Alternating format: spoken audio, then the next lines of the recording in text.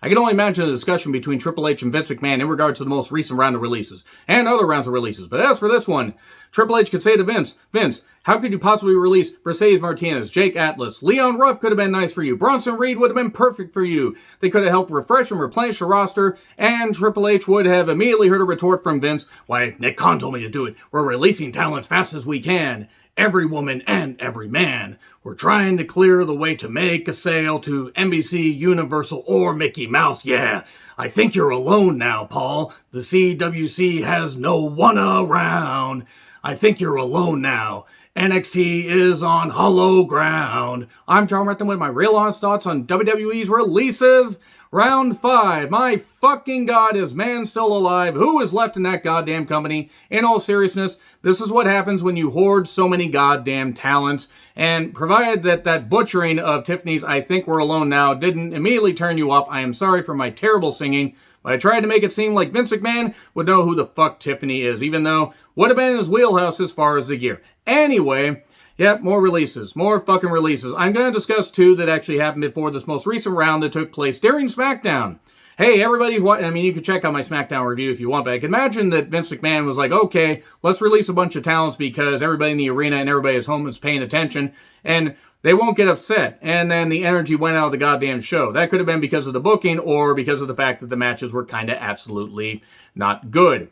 But yeah, they've released 13 more people as of the recording of this video. They could do round 6 of releases. And in all honesty, they still have a fucking bloated roster. Some of these surprised me because some of them just got signed to the company within the last, 6 months to a year. And then others is like, okay, I sort of got that. And then there were a few that were really fucking surprising. Anyway, let me know your thoughts in the comments. I will say one thing, though. Why the fuck is Jackson Riker still employed? What does he offer? Taking how I personally feel about the guy out of the whole damn thing, he has offered nothing in regards to work or promos or presence or anything.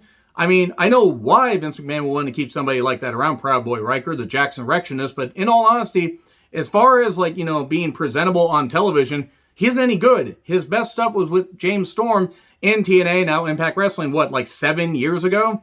So anyway, let's start off with Ric Flair. Ric Flair requested his release, and he got it, and in all honesty, I can see Ric Flair making an appearance in AEW to just do a reunion. They bring J.J. Dillon back, and they have Tully and Arn, even though I think that Flair and Arn have a bit of a fractured relationship in comparison to what they, used to have. That's what I heard. I don't know if that's still the same.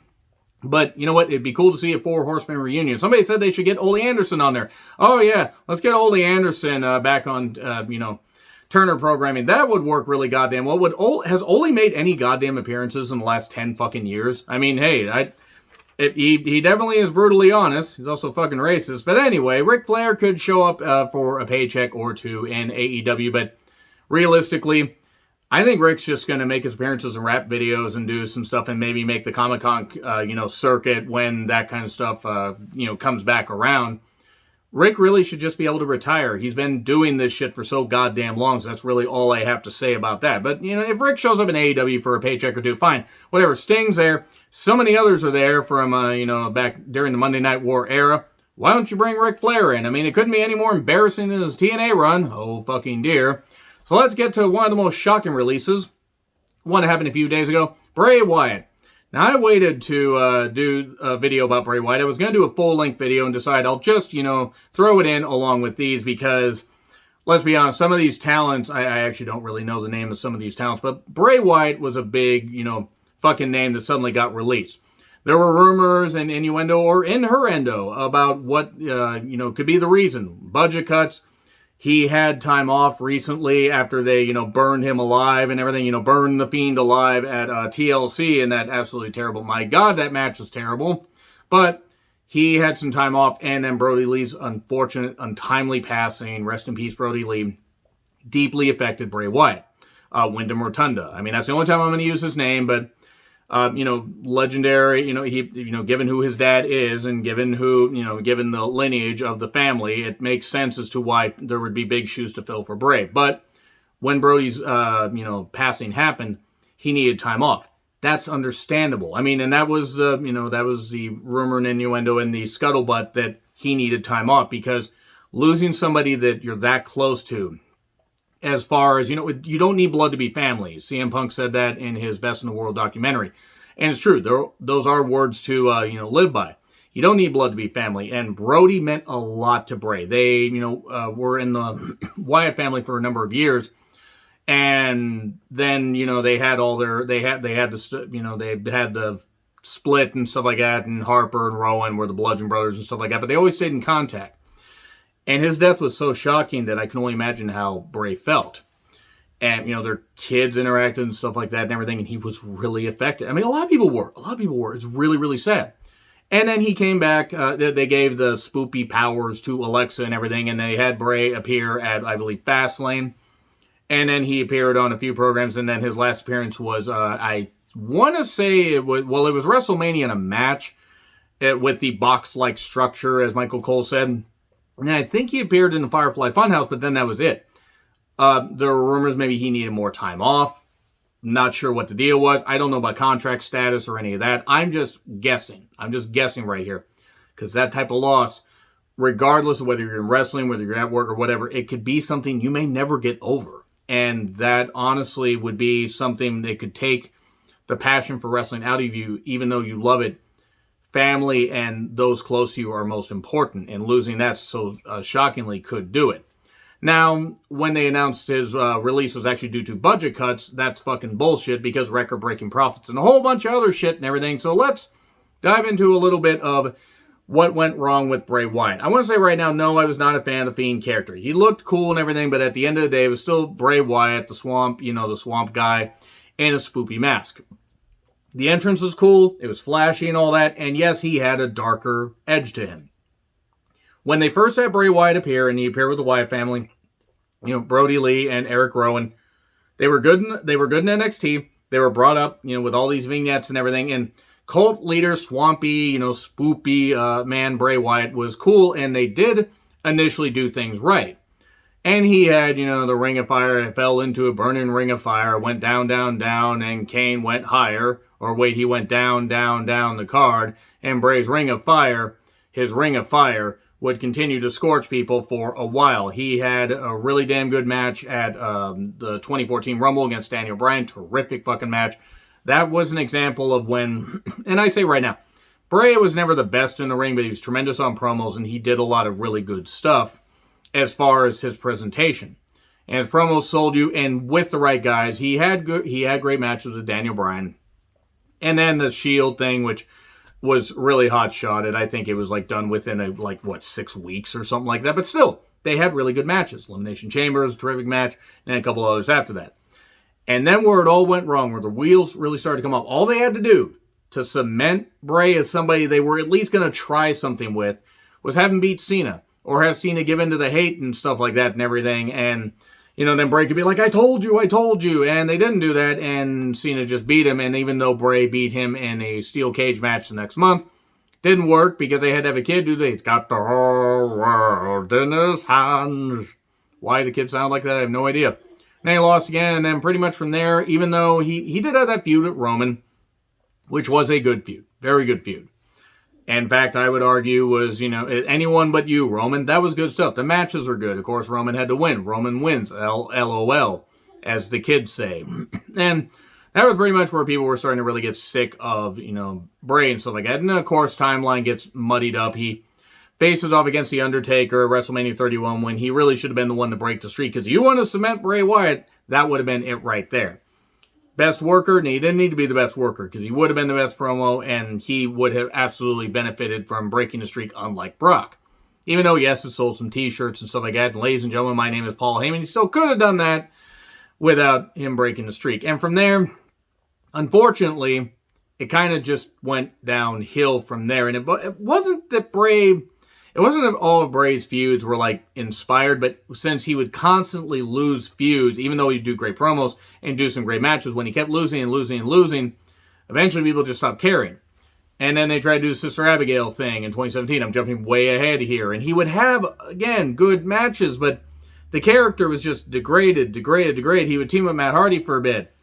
And the deleter of worlds, if you will. I prefer the yeeter of worlds, where he just throws planets. Aha, is he going to, try to attack the solar system? Well, he better plan it for it. Well, that pun didn't work at all. But the whole point is he was like a butcher, not the butcher in the blade, but he had a weird flesh apron that he had on. Have fun on seeing that. And then after the Deleter of Worlds thing, whatever, suddenly these vignettes for the Fiend popped up. And it was, okay, I admit right now, I wasn't a fan of the Firefly Funhouse. Got annoying, but then I was like, okay, you know what? And Derb can attest to this. It was sometime, I want to say in June or something like that, June, maybe July, where I was like, I actually started to snicker at one of them because it was so goddamn bad. And I got it. He was trying to tie all this stuff back and right the wrongs and everything to people that wronged him. And it made sense from a storyline perspective, even though this is accidental long-term storytelling they fell into. And then the Fiend stuff, it was cool. And then the Seth Rollins thing is where just everything went off the rails on a crazy train. And then Goldberg and stuff like that. And him. The thing with Cena, I guess, was fine at WrestleMania 20.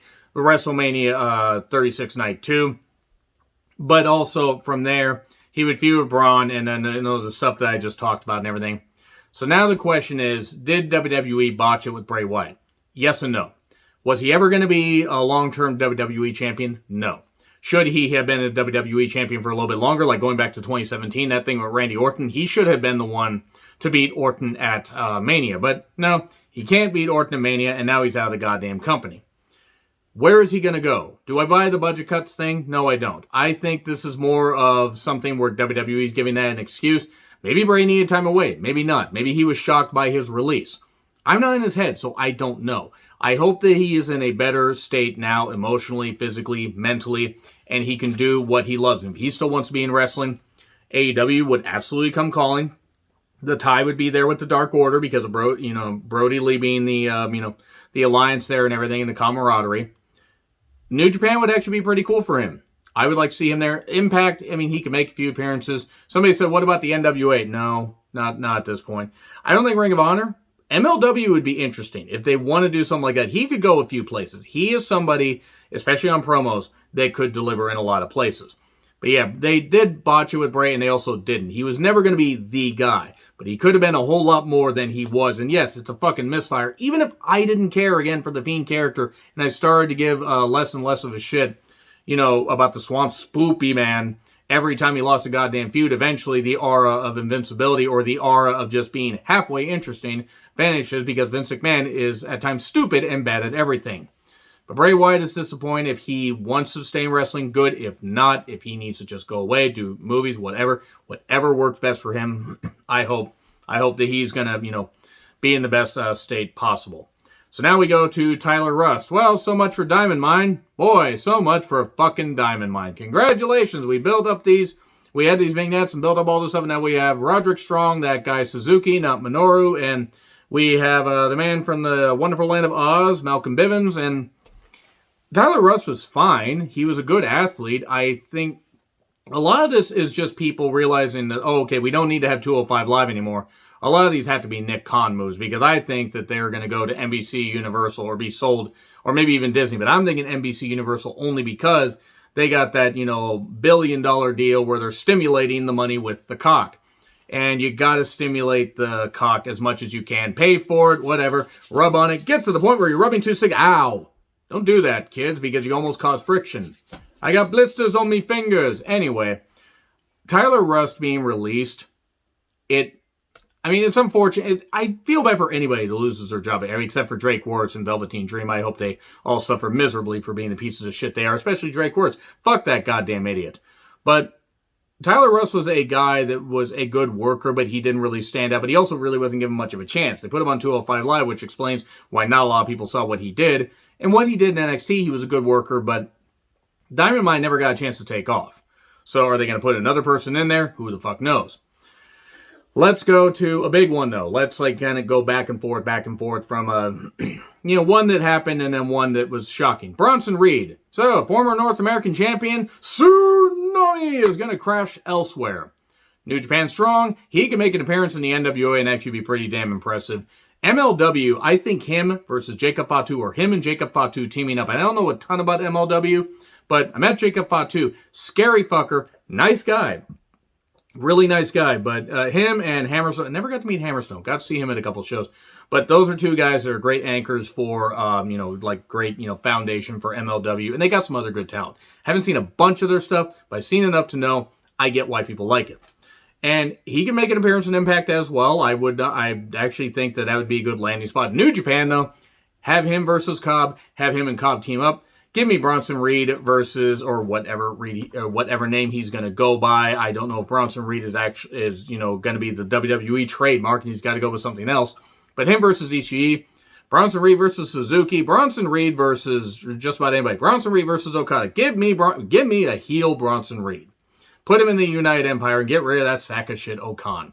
At least get him out of there, get him out of the group because he drags it down. Because I don't know if he knows where the fuck he is. He can't see anything when he's going to the ring because he's got a fucking sheet over his face. But anyway, Bronson Reed. I like Bronson Reed. I'm shocked. I'm disappointed. Only because with a guy who can move like that, if he came up with another finisher and only used the Tsunami Splash, for big matches, I think it would be even better. But was the guy great on promos? No, but he had a natural charisma. You wanted to see what he could do, and he really was damn good. I mean, he still is damn good, but he was damn good in a lot of appearances they had in WWE, and I'm just shocked they didn't do more with him. Like, you didn't even feature him on SummerSlam. You didn't even feature him for a little bit. Like, why would you release this guy? A guy that talented that can move like that, a big man. They really dropped the ball there, but I think the world is, the world is his oyster. He is going to find work pretty much everywhere. New Japan Strong has to come calling, though. If they don't want to bring him over to, New Japan right away, bring him to the American brand. He could work really well. I would definitely like to see him versus Filthy Tom Lawler. And just Bronson Reed is one of those that's going to find work anywhere. And I hope all these wrestlers find work somewhere. And then we go to Leon Ruff. Okay, so I'm shocked that Leon Ruff wasn't featured a little bit more. He hadn't been featured for a bit. I think the last time was that feud with Swerve. He might have had one other match, but if he was on 205 Live, it explains why I didn't see. But was he injured? What happened? Leon Ruff is painfully thin, but he had that unique aura about him, despite the fact that he had a slight appearance. He had that ability. He was willing to throw his body into anything, which he maybe should take it a little bit easy on. I mean, everybody knows their body, only the people only know their body, or they know their body best is really what I'm trying to say as I stumble over every bit of English. But Leon Ruff is somebody he could be on New Japan Strong. He could work in Impact. He could appear in MLW. He could appear in the NWA and say, I was at one point a champion or whatever. I'm here to prove my worth here. Yes, AEW could come calling. AEW could come calling for Bronson Reed. But I think that Leon Ruff has got a lot of options. Everything Ring of Honor could bring him in, team him and Cheeseburger up, have him and Cheeseburger team up against the Briscoes, I guess. I'm just really pulling names at this point out of my ass with Ring of Honor because I know some of their talent. But Leon Ruff is a guy that has that charisma, and you know what? He seems very likable, and I hope that he finds work ASAP. Mercedes Martinez. Okay, so she was in the Mae Young Classic. She appeared at an AEW pay-per-view. Was it the last one? I think it was Revolution 2020, just before, the pandemic hit. And then she signed with WWE. And then the last time we saw her, I believe she got knocked out by Xia Li. Okay, good booking there. Mercedes, yes, I think she's just under or just at 40, and you wouldn't know. You can tell she's world traveled. This isn't an ageist thing. That's experience you absolutely need on your roster. Impact could bring her in, except I wouldn't want to see... Well, no, actually, that's unfair. Impact actually would be fine. I throw out the NWA sometimes, but you know what? The NWA, they got Tyrus as their current TV champion. They're pretty much a dead fucking brand at this point. They're teasing Velvet Sky getting back in the ring, which probably explains why I'm so muted on it. They have some talent, but seriously, what the fuck? So, Mercedes, though... I don't know, does MLW have a women's division? If they don't, they should. AEW has to blow up her phone, though. If Shimmer runs some shows, they should bring her in. I believe there's Mission Pro Wrestling that Thunder Rosa helps run down in Texas. Bring her in for some stuff. Mercedes has a lot of experience. has years left in wrestling as far as coaching and wrestling and stuff like that. She's tremendous in the ring. She's very fired up on promos. I mean, are promos her best thing? No. But she has that presence. She has that physical aura where you can have her be a kick-ass babyface or you can have her be a dominant heel. And she's got a number of years left. She's taking care of her body. She works hard. And after finally getting to WWE and then basically they use her well at times and then wouldn't, and then they would just totally forget that she's there, and it was a botch. AEW really needs to rectify this by bringing her in because they need some more women that actually are ready for television. Because by God, they only got some that are. But Mercedes absolutely will find work. Bobby Fish, Ring of Honor or Impact or NWA. Hell, he'd fit right in with Billy Corgan's views, if you know what I mean. Bobby Fish he spent almost as much time in the ring as he did on the injured list. Like during his time in WWE. And I get it, Father Time's undefeated and sometimes injuries just happen, but Bobby Fish will find stuff. Maybe he could have a Mike Bennett-like resurgence, except Mike Bennett seems like a much nicer guy than Bobby Fish and doesn't have the toxic views like, Drake Wirtz and stuff. Anyway, my point is that as far as ability, sure, Bobby could appear in AEW. Maybe he could appear in New Japan Strong. There are plenty of places for him to go. That one didn't necessarily hurt me. I mean, I was like, oh, okay, one of the Undisputed Era members is gone. Ari Sterling, Alex Zane, that's what I'm calling him. Alex Zane, I am disappointed. They, signed him and then really did nothing with him. I mean, they had him in 205. I'm glad they signed him. I'm just disappointed they didn't do anything with him. 205 Live, and he did make some appearances on NXT. I met him at the first ever Without a Cause show back almost 3 years ago. And tremendous. Then he took off as a viral sensation. I got to see him a number of months later. And he totally had changed his, hair and appearance and stuff like that, even though he was in great shape. He was in even better shape when he came back. And I was excited to see all the shit that he did. And he was on New Japan Strong, and he got signed to WWE. And then they proceeded to really do nothing with him. I think, he got signed late last year or very early this year. And I was excited for him. And he did nothing with him. New Japan, NWA, Impact, Ring of Honor. Hopefully some of the indies around here can bring him in. This guy is going to continue to find work. This guy's a fucking star. Love the guy. Tall as hell, very athletic, can have a great match with anybody. So Alex Zane's what I'm going to call him. He is going to do some really good stuff. Ari Sterling, I'm not sure on the name, but Alex Zane, he's going to do great stuff. Jake Atlas, okay, I don't care what promotion you are. MLW should try to bring him in. AEW, have him appear in AEW. Hey, maybe you could do something with him and Sonny Kiss. Maybe, because they barely use Sonny Kiss, and they've touted him as being, he's openly gay. Okay, great. Well, so's Jake Atlas. Why don't you bring more LGBTQ talents and maybe actually use them? Because Jake is talented. Sonny's a great athlete. Nyla is pretty much being buried by, the fucking Vicky Guerrero. Excuse me, because Vicky's a goddamn idiot. But you have enough talent where you can utilize them all, and Jake is another guy that he got signed by WWE, and he's very good. Are his promos really his thing? No. But is he great in the ring? Absolutely. Hopefully Indies will bring him in, up here and just in general, but Impact, MLW, a lot of places. Oh boy, I don't know of NWA, but you know what? I mean, he could, I would hope they would treat him right, but given the ownership, I'm not so sure. But, hence why I think, Fred Rosser decided to go to New Japan Strong, probably because he was getting paid better. But Jake Atlas is somebody they could use very, very well. Any company could use well. He is money. He really is. Maybe get him a manager, even though he's not he's not a bad speaker.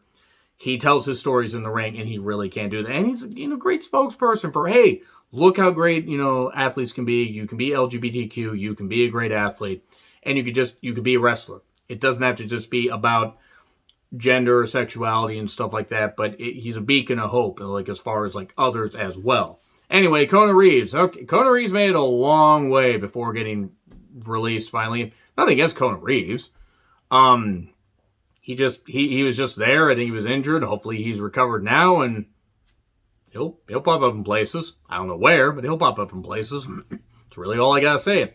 These last few names, I really don't have much to say about. Nothing against Kona Reeves. The last thing I remember is Ricochet blindsiding him and then taking his place in the match.